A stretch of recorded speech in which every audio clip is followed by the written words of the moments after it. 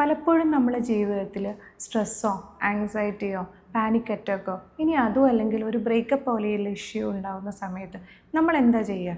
Gym bag എടുക്കുന്നു, workout ചെയ്യാൻ പോകുന്നു. ജിം ഒരു സ്ട്രക്ചേർഡ് തെറപ്പി അല്ല, അതൊരു പവർഫുൾ സപ്പോർട്ടാണ് തെറപ്പിക്ക്. ജിമ്മ് അല്ലെങ്കിൽ വർക്കൗട്ടുകൾ ചിലപ്പോഴെങ്കിലും നമുക്കൊരു എസ്കേപ്പിസമായി വർക്ക് ചെയ്യാം rather than healing. Regular workout നമ്മളെ മൈൻഡിനെ കാമാക്കും. പലപ്പോഴും നമ്മളെ പ്രോബ്ലം സോൾവ് ചെയ്യാൻ വേണ്ടി അത് നമ്മളെ ഹെൽപ്പ് ചെയ്യും. പക്ഷെ അതൊരു സൊല്യൂഷൻ അല്ല.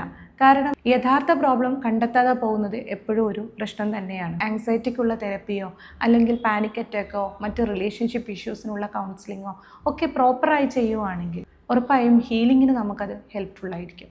വർക്കൗട്ട് കണ്ടിന്യൂ ചെയ്യൂ, ഇമോഷൻസിനെ അവോയ്ഡ് ചെയ്യാതെ.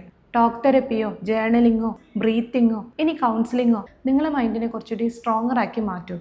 മൈൻഡും ബോഡിയും റൈറ്റ് ഹാൻഡും ലെഫ്റ്റ് ഹാൻഡും പോലെയാണ്. ഒരു കൈക്ക് ഇഞ്ചേർഡ് ആകുമ്പോൾ മറ്റേ കൈയിനെ എല്ലാ സ്ട്രെയിനും ഏൽപ്പിച്ചു കൊടുക്കാതെ ഇഞ്ചേർഡായ കൈയിനെ ഹീൽ ചെയ്യുന്ന പ്രോസസ്സിലേക്ക് നമ്മൾ എന്തായാലും എത്തേണ്ടതുണ്ട്. നമ്മളെപ്പോഴും ഏറ്റവും കൈൻഡായിരിക്കേണ്ടത് നമ്മളെ ബോഡിയോടും മൈൻഡിനോടും കൂടിയാണ്. Because real healing happens when you train the body and listen to the mind.